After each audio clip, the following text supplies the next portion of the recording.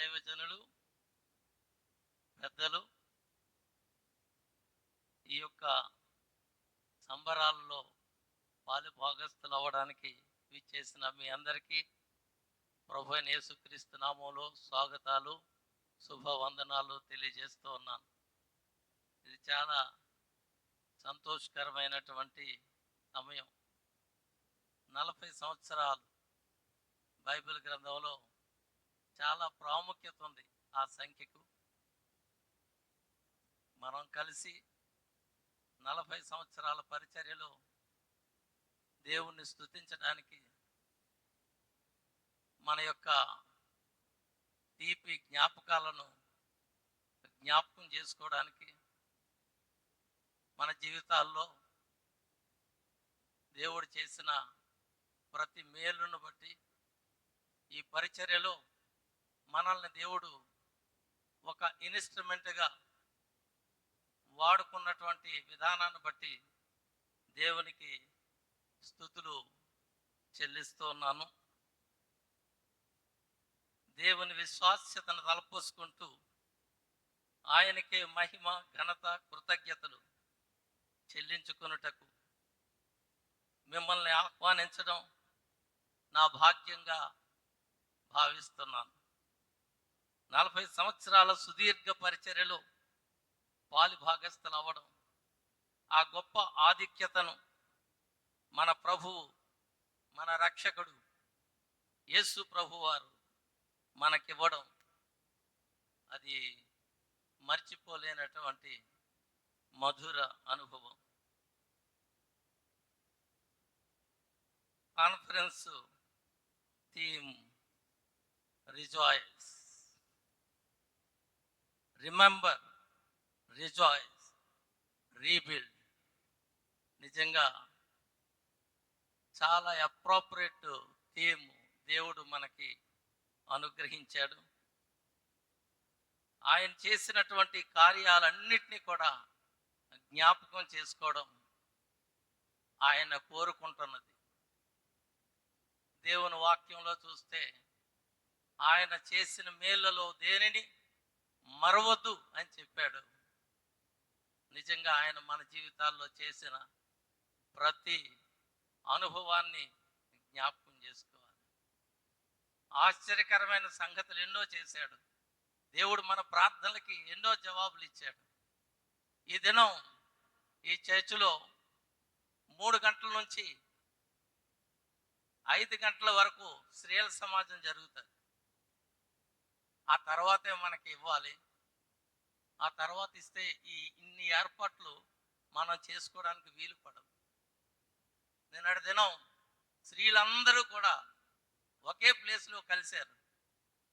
ఆ టైంలో నేను అక్కడికి వెళ్ళాను, వాళ్ళతో మాట్లాడాను ఎన్ని గంటలకి స్త్రీల సమాజం ముగుస్తుందని. వాళ్ళు 5:30 అన్నారు. కానీ మనం 5:30కి సింగింగ్ స్టార్ట్ చేద్దాం అనుకున్నాం. దేవుడు వాళ్ళకు మంచి మనసు ఇచ్చాడు. ఈరోజు స్త్రీల సమాజం మేము రద్దు చేసుకుంటాం, మీ కార్యక్రమాన్ని మీరు జరిగించుకోండి అని చెప్పాడు. అంటే మన ప్రార్థనలకి మనం అనేక దినాలు ప్రార్థన చేశాం.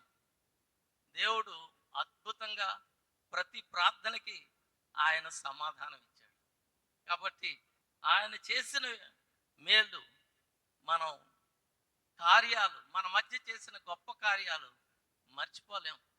ప్రతి ఒక్కరూ కూడా వాటిని జ్ఞాపకం చేసుకోవడానికి ఇది ఒక గొప్ప తరుణంగా నేను భావిస్తున్నాను.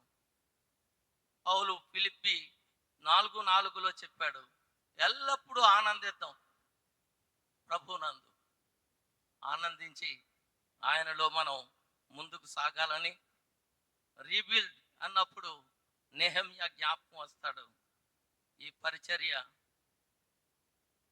ఈయు పరిచర్యలో ఒక విద్యార్థిగా, ఒక గ్రాడ్యుయేట్గా, ఒక స్టాఫ్గా భాగం పంచుకున్న ప్రతి ఒక్కరూ ప్రత్యేక రీతిలో ఆశీర్వదించబడతారని, వారిని దేవుడు వారు చేసిన ప్రతి చిన్న పనిని జ్ఞాపకం చేసుకుంటాడని తలస్తూ, మరి ఆ స్థాయిలో దేవుని కొరకు పని చేయుచున్న అనేక మందిని జ్ఞాపకం చేసుకుంటున్నాం. ఈ విజయనగరం గడ్డపై చదువుకొని టెంట్ మేకర్స్గా ఎంతోమంది వెళ్ళారు, ఎంతోమంది సేవకులుగా, మిషనరీలుగా వెళ్ళారు. ఈరోజు ప్రారంభ ప్రార్థన చేసిన కేకే ఇజ్రాయేల్ అన్న ఇక్కడి నుంచి ఒక మిషనరీగా వెళ్ళినటువంటి దైవజనులు.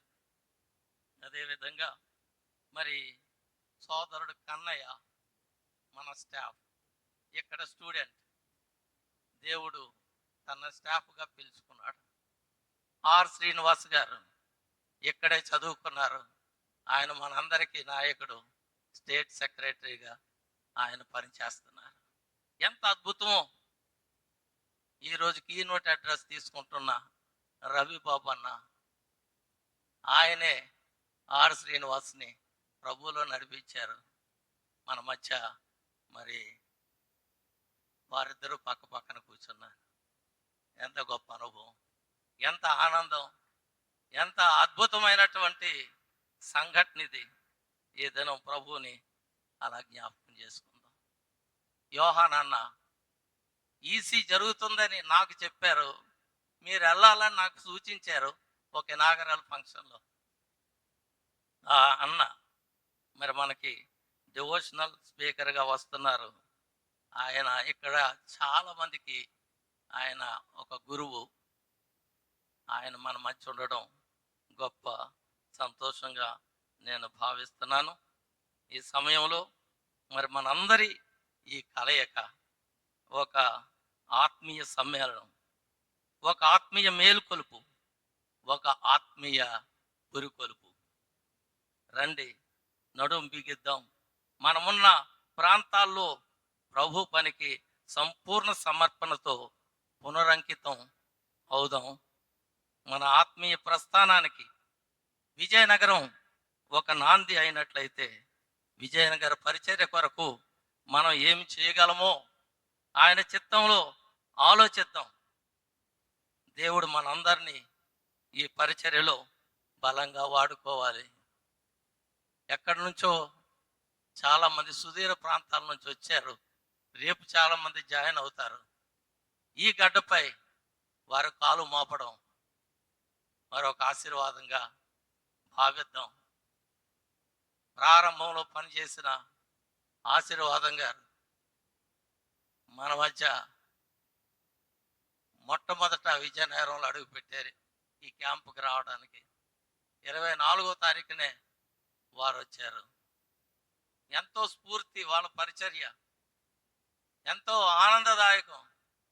ఈ దినం ఆ ఫ్రూట్స్ అన్ని మనం చూస్తున్నాం, వారి కష్ట ఫలం మనం చూస్తున్నాం. ప్రభు మనల్ని ఇటు రీతిగా ఆశీర్వదించాడు. ఈ దినం రేపు ప్రభువులో ఆనందిద్దాం, ప్రభువులో బలపడదాం, ప్రభు కోసం మంచి నిర్ణయాలు తీసుకుందాం. దేవుడు మనకిచ్చిన ఆయుష్కాలంలో ఆయన కోసం పనిచేద్దాం. దేవుడు మనందరినీ ఆశీర్వదించును గాక. Thank you.